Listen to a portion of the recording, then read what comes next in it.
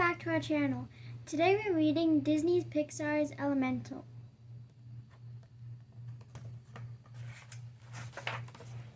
Many years ago, two fire people named Bernie and Cinder moved to Element City for a better life. It wasn't easy. The elements who lived there, fire, water, earth, and air, didn't always mix. Bernie and Cinder opened a shop in Firetown, where they displayed the blue flame, a symbol of their homeland and traditions. Soon they had a daughter named Ember. Ember developed a talent for sculpting sugar and glass and had a fiery personality. When her father retired, she would take over the shop, but she needed to control her temper first. Today was the shop's red dot sale. If Ember could calmly run the sale, she would prove to her father that she was ready. But soon after the doors opened and eager customers rushed in, Ember's temper flared. Ember dashed to the basement and exploded with anger.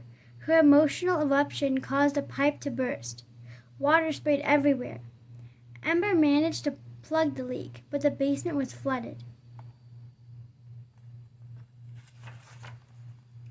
Suddenly, Wade, a water person and city inspector, appeared from the water. He had been sucked into the basement through the gushing pipe. He surveyed the mess and burst into tears. There were so many code violations. He wrote up a bunch of tickets and left. The shop could be shut down. Ember had to stop Wade.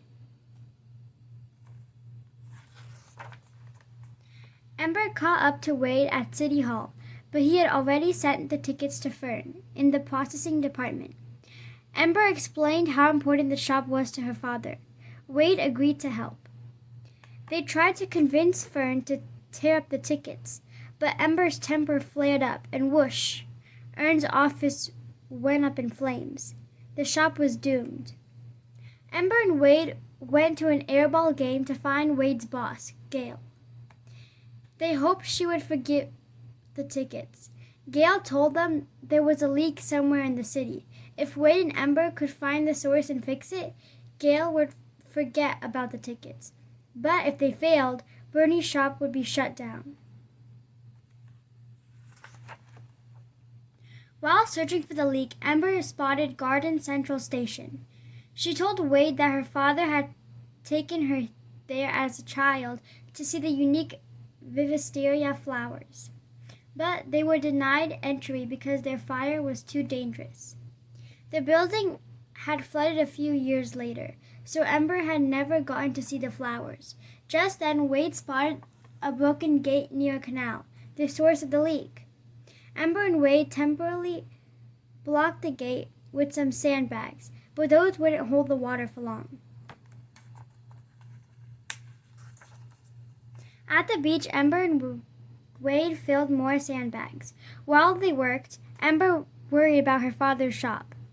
What if she failed? And what would Bernie think of her spending time with the water person? Wade noticed that the sand beneath Ember had melted and turned into glass. She picked up the glass and shaped it into a wisteria flower. Suddenly, Ember realized how they could fix the leak. Back at the gate, she melted the sand to create a glass dam. It sealed the doors. The next night, Ember visited Wade and his family. She impressed everyone by turning a broken glass pitcher into a work of art. Afterwards, they played the crying game. Players tried to make their opponents cry using only words. During Wade's turn, he told Ember how much he cared about her. A teardrop rolled down Ember's cheek. Wade won. Just then, Gail called. The leak was fixed. The shop was saved. Before they left, Wade's mother encouraged Ember to be an intern at her friend's glass-making company. How exciting. But what about her father's shop? Back at home, Bernie announced that he was finally retiring. Ember would run the shop. Her light dimmed. She couldn't disappoint her father. Ember had to say goodbye to her chance of becoming a glassmaker and goodbye to Wade too. But Wade had a surprise for her. He took her to the entrance of a flooded tunnel where Gail was waiting. Gail blew a big bubble in the water and Ember jumped inside. Wade took Ember to see the wisteria flowers at the flooded Garden Central Station. Ember's light made the flowers bloom. It was a magical evening. But it wasn't enough to make Ember choose Wade over her family. They had sacrificed so much to leave their home and come to Element City.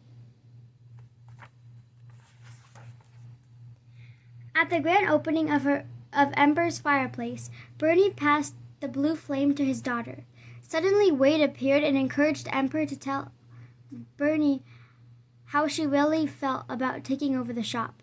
But Bernie discovered it was Ember who had burst the pipes. To make matters worse, Wade told Ember that he loved her. Ember was torn between what her heart wanted and her sense of duty to her family. She asked Wade to leave. Bernie took back the blue flame from Ember. He would no longer retire. Heartbroken, Ember drove away, glancing back at Element City in the distance. A glint of light there caught her attention. It was a piece of glass from her dam. It had broken, and a giant wave was rushing towards Firetown. She raced home to warn everyone. The blue flame was in the shop. Ember jumped inside just as Wade arrived to help. Together they saved the precious heirloom. But the dangerous waters flooded the shop, trapping Wade and Ember in a small room. Ember's heart made Wade boil, and he began to evaporate. "I love you, Wade," Ember said. They hugged goodbye. Wade was gone. Ember's family dug through the debris and rescued her. She finally admitted that the shop was her father's dream, not hers. Bernie told Ember that the shop was never the dream. Ember was the dream. Suddenly, a single drop of water fell into a bucket. Ember remembered the crying game. She spoke all the words that had made Wade cry then. The water drops felt harder.